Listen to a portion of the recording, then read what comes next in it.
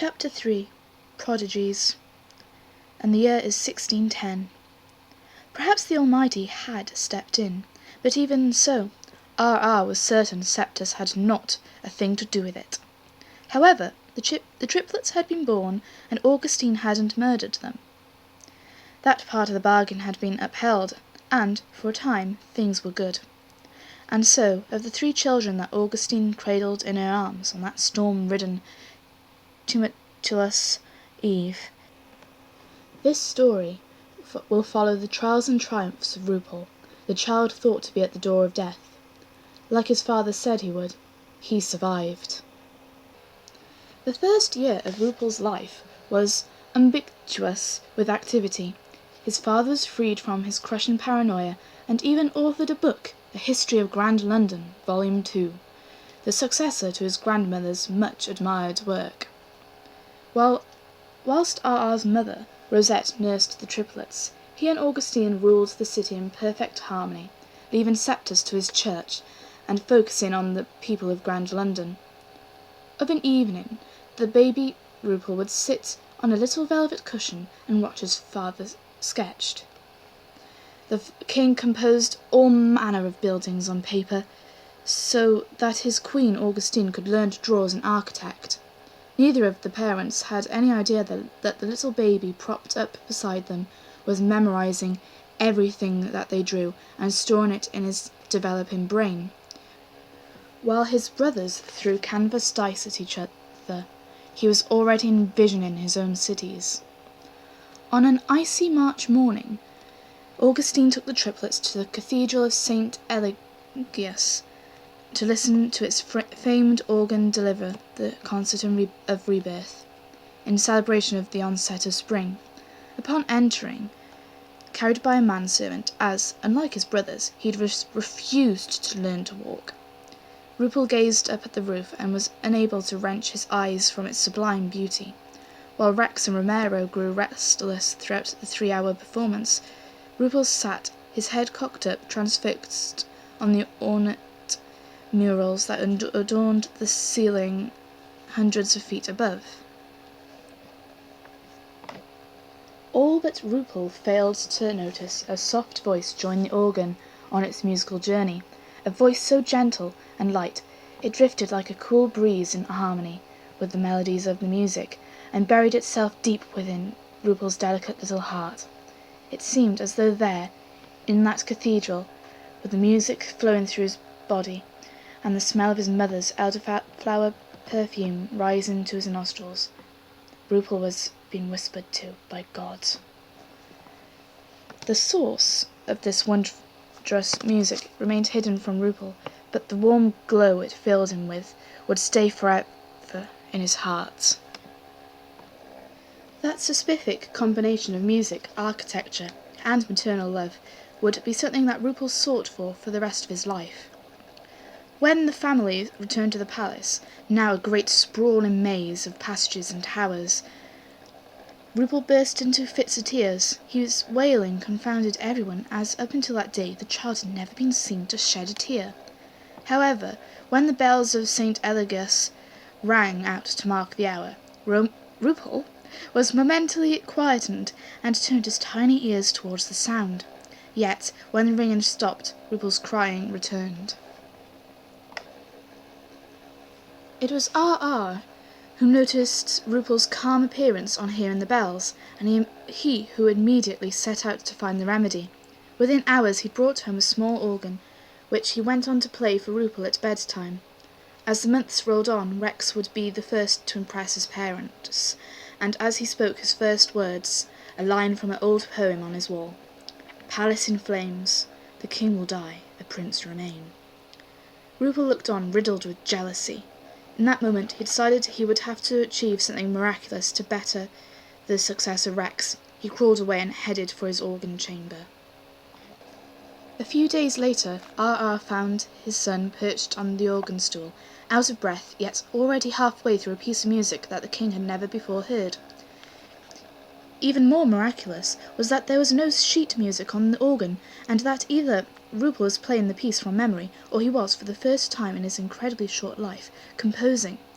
R. called his family and courtiers, and yet, though Ruple had engineered this display to be applauded, he could not take his eyes from his instrument. From that day onward, Ruple would spend hours glued to his organ, his tiny hands floating over the keys, and his eyes transfixed on the chamber roof. Saturday afternoons were always Ruple's favourite. The king would take him out to the countryside and show him the locations of his next magnificent structure and how it would be raised. He'd tell Ruple that one day all the land south of the palace would be populated, and that the great St. Birinus Cathedral would one day be swamped in a metropolis. On these excursions, R. took time to teach Ruple architectural design, and would also try his best to encourage the child to speak. Ruple was uninterested in speech, however, and rebuffed any attempt R. made to educate him in the English language. He would giggle, lick his lips, and return to his designs, the autumn wind playing through his reckless curls.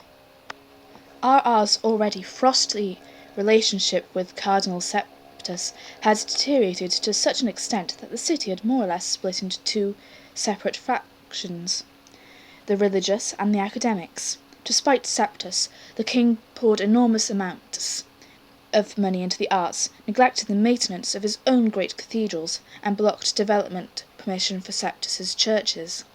The city's religious population naturally fell into unrest, and protests were commonplace. R. suppressed them in brutal fashion. It was decided that the best way to marginalise religion would be to design a host of enormous structures, citadels that would rise above the spires of even the grandest church. The king started building on the southern slopes of Grand London's central mount, and the old eastern district of the town was neglected. In the process of initiating his new development, R. pushed his workers to death and despair, and they were forced to work day and night to finish the work. Many of the menial architects found it difficult to turn R.'s ideas into physical structures, and it was commonplace to see a simplistic porticcio on the most complex edifice. During this great propagation of construction, thousands died from malnutrition, and accidents were commonplace. As his sons excelled in their own individual arts, Augustine started to develop a peculiar postnatal envy, and would steal onto Ruple's organ chair whenever the child was asleep, attempting to compose her own majestic masses. She would play these compositions to her courtiers, and would relish in the delight that emanated from them. Augustine's music's popularity among her peers eventually led her to the idea that she could design a theatre specifically for organ music and leave a legacy, her own legacy. She could one day be something more than just the mother of the triplets and the wife of the king. After weeks of drafting plans, she finally plucked up the courage to ask R. to help her build the organ house. He laughed when he saw her designs, but didn't have any argument with offering his talents, and took her to a space in the city where he'd recently demolished a rarely used church. Ruple watched as his mother became increasingly occupied with her jealous folly, and was unable to shake the feeling that Augustine had abandoned him. Now, at 1 year old, all three triplets could walk, and Romero terrorized his brothers, organizing the children of the court to ambush them in the palace's draughty passageways. Rex, however, found an ingenious way of protecting himself from Romero, a trait he would use one day on much more dangerous adversaries. Using his limited skills in diplomacy, Rex would convince any children in Romero's charge to change sides, playing on the fact that where Romero was cruel and brash, he was firm and fair. The general and the diplomat would skirmish in the yards and battlements of the great palace, Romero always leading them from the front, and Rex consistently governing from behind. As a result of the battles, and from a need to keep notes on his victories, Rex began compiling his diaries, documenting everything he encountered or experienced. Ruple watched jealously as his brother filled his journals with page after page of neat, well-laid out text. Like his father, Ruple found reading and writing very difficult. On the opening night of Augustine's organ house, In the heart of R.R.'s stunning, if slightly higgledy-piggledy, new southern district, Ruple watched his mother bow and smile from the stage. He noticed how, only a year from giving birth to him, she did not save a glance for his face. He listened as, from platforms jutting out of the circular wall that surrounded the auditorium, 6 organists performed music that he had composed and his mother adapted. She had stolen his work. To Ruple, a tiny child, these thoughts were incoherent, and he would forget them as he grew. The pain, however, of this extraordinary betrayal would remain with him for the rest of his life. R.R. died when the triplets were 3 years old. Rex found his father's corpse in his bedchamber, chained to the wall, his face a ghastly white against the shock of black hair tumbling over his limp shoulders. Everything about his appearance spoke of decay. His fingernails cracked and broken, his lips covered in scabs and dried blood. The last clothes he dressed in hung loosely about him, and his feet were bare and muddy. Rex, quietly and tearfully, examined the shackles that bound his father's corpse to the wall. The fastenings on his wrists were raw and bloody, and it was clear that R.R. had been straining to break free. However, although the king had obviously been working to pull the shackles from the wall, it was unclear whether the bindings were self-administered, as the keys for the locks laid on the floor, just out of reach. Possibly someone had bound him in chains and left the keys nearby to torture him. Rex decided to hide the appalling sight from his brothers, noting everything in his diaries, and removing the shackles from his father. When R.R. was officially found, he was in bed. No explanation for his death was ever given. Rex considered telling Romero of the terrible sight, as he knew he would be strong enough to bear the burden. Yet he didn't trust his brother to keep his silence, and, knowing Ruple would not cope, he decided to remain in silence. On the day of the funeral, Ruple stood at his father's casket, longing for his eyes to open. As he left the coffin, Ruple remembered his father telling him of his plans to construct a great city around the cathedral that sat south of the palace, a few miles past his new development. "You never swamped St. Berinus, Papa?" In the months before his passing, R.R. had travelled to the nation of Wallachia to discuss various trade agreements with its ruler, Vladislav. The evening he had returned, those few who saw him had been shocked by his withered presence. He had been locked in his chamber for an entire week before Rex found him. Throughout the period of mourning that followed the passing of R.R., Ruple would not be separated from his organ.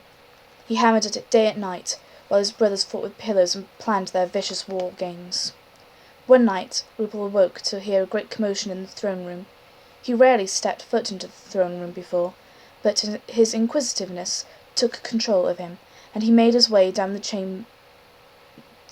chamber to find it filled to the walls with courtiers and advisers. Ruple pushed his way past the pot-bellies and the bulging bosoms, and made his way to the front of the throng, where Augustine sat on her throne, her face a picture of hatred. The reason for her disgust was immediately evident. Seth Septus was standing directly in front of the queen, unaccompanied and plainly dressed, his face portraying empathy as he spoke.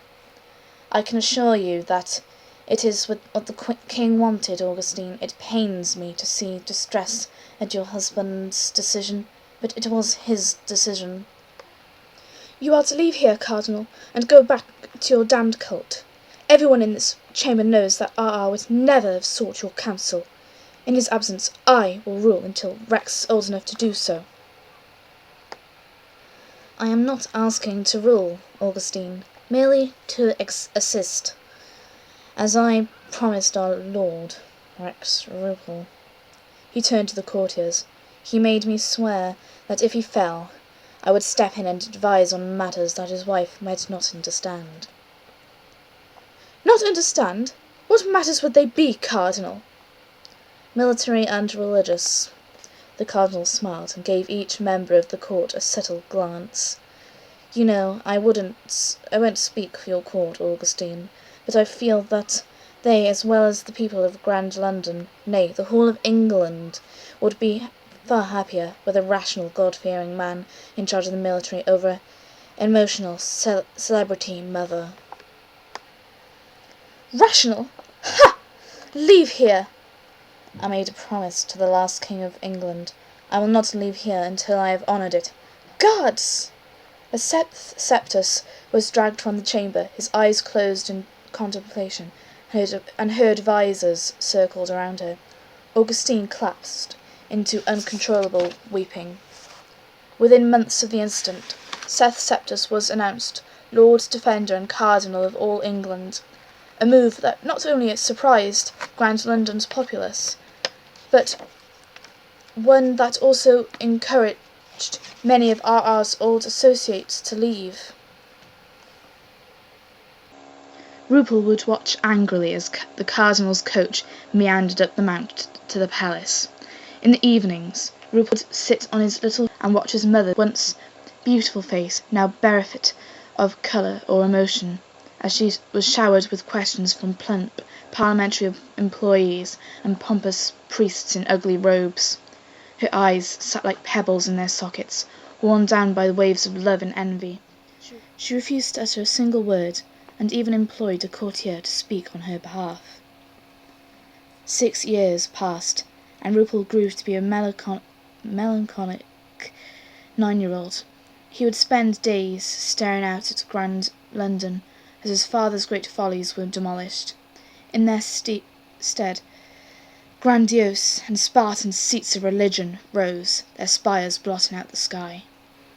Ruple found the new churches ugly and workmanlike in design, and pined to see the insides of his father's cathedrals again, longing for that voice he heard in St. Eligas's, willing it to return on the wind.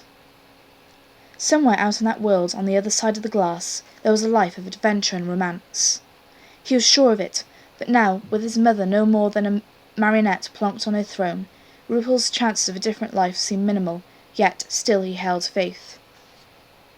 For the last 8 years, he had been compiling his plethora of architectural designs into a singular plan for a city surrounding the St. Bernard's Cathedral just outside the town, where his father once took him on summer afternoons. From his father's designs, Ruple had devised a complex new way of engineering that would help him build structures twice the size of the cathedrals incredibly quickly. There were buildings of every shape and purpose, from giant organ houses far bigger and more elaborate than Augustine's, to a great hospital Ruple had envisaged, being available to anyone, whether they were rich or poor. Rex and Romero, however, had started to argue over anything that they could possibly have opposing opinions about, and charged around the palace almost always in the midst of a shouting match. The brothers' main disagreement was the question of how the country would be ruled if their mother were to die. Rex was determined to rule, and immediately oust Seth Septus from his current position. Romero didn't have any particular argument against Rex's policy, save the fact that he thought he should be the one ruling, and Rex should be his diplomatic adviser. The dispute came to a head over dinner with their grandmother one evening, when Rex announced that if Romero were to succeed the throne, he would murder the new king in his sleep. Eventually, the brothers decided the only way they could solve the quarrel was a fight to the death. They stole some swords from the palace armoury and made their way out into the city. The two brothers decided to duel in the courtyard of the old church in the east side. The battle that ensued was ferocious, and particularly considering the two children were barely 9 years old, and their use of swords had more in common with the launch of a shot than in fencing. Yet, after many awkward parries and manoeuvres, Rex finally gained the upper hand, kicking Romero to the ground and holding his sword to his throat. In that moment, the adrenaline pumping through his body isolated his conscience, and in his anger he would have killed Romero. But just as Rex drew back to deliver the killing blow, a shout sounded out, and he turned to see Ruple padding across the courtyard and crying out at him to stop. When Rex saw Ruple's little face, tears streaming out of his innocent, bright green eyes, the awareness of his actions fell over him, and he collapsed to the ground, sobbing, apologizing to Romero again and again. As the triplets lay there on the cold-worn stone of the courtyard, something changed between them. Their rivalry, though undiminished, had focused into something far more powerful than anything a single leader could achieve. They had finally transcended the childish squabbles of the years before, and though neither of them could put this feeling into words, there was a sense of purity to their thoughts. The triplets were united for the first time. On returning home that evening, the triplets saw, with their recently ununified eyes, the true state of Grand London. Their once ravishing mother Augustine sat slumped in her oversized throne, slowly succumbing to other men's advances, and dependent on the cardinal's self-interested advice. What was once the tremendous disdain of the cardinal had slowly worn down into reliance and eventual complete submission, and Augustine even allowed Septus to shut down her organ-house. The cardinal informed the populace its closure was on the grounds that it encouraged blasphemous activity. England crumbled beneath Septus's direction. He disbanded the government, and all but London fell into poverty-stricken chaos. It was time for the Prodigies to prove their worth.